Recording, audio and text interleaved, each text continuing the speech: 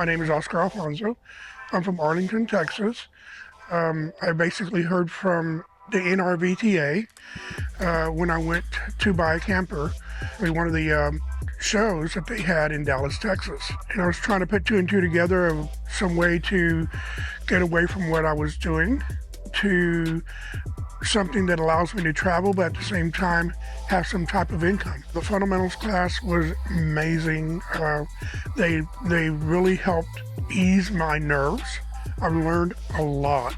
The hands-on was something that's very important to me because I learned for myself, I learned a lot with hands-on. You're physically touching things, learning how to work with it, how to manipulate it. What do you need to do to understand what you learned in theory?